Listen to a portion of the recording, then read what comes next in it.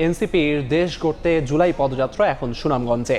পদযাত্রা শেষে শহরের ট্রাফিক পয়েন্টের পথসভায় যোগ দেবেন দলটির কেন্দ্রীয় নেতারা। এই মুহূর্তে সেখানে আছেন সহকর্মী আমিনুল ইসলাম, সরাসরি যাচ্ছি তার কাছে।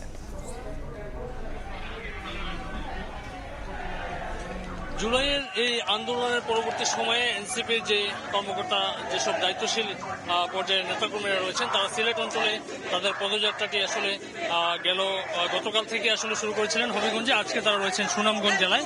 সুনামগঞ্জে এই মুহূর্তে শেষ মুহূর্তে কিছুক্ষণের মধ্যে তারা আসলে এই পদযাত্রাটি আলফাজ স্কোয়ারে যে শেষ হবে।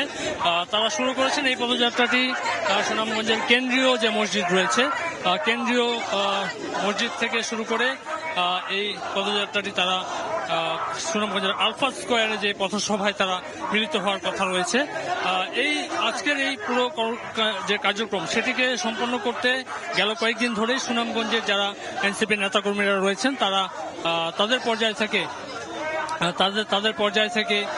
তারা তাদের প্রস্তুতি রেখেছেন। এবং এই পুরো কর্মসূচিতে যেহেতু আজকে কেন্দ্রীয় নেতা নাহিদ এখানে রয়েছেন, পাশাপাশি ঢাকা থেকে যারা এসেছেন তাদের নিরাপত্তার জন্য এখানকার যারা আইনশৃঙ্খলাকারী রক্ষাকারী বাহিনীর সদস্যরা যারা রয়েছেন, প্রত্যেকটি মোড়ে মোড়ে আমরা দেখছি তাদের প্রস্তুতি এবং নিরাপত্তার ব্যাপার নিশ্চিত করতে তাদের পর্যায় থেকে নিরাপত্তা বলয় সাজানো হয়েছে। কিছুক্ষণের মধ্যে এই পথসভাটি আলফাজ স্কোয়ারে শুরু হবে। এরপর এই পথসভা শেষে আজকেই সিলেট নগরীতে তাদের পরবর্তী কার্যক্রমগুলো তাদের যে সম্পন্ন করার কথা রয়েছে সেজন্য তারা প্রস্তুতি রেখেছেন।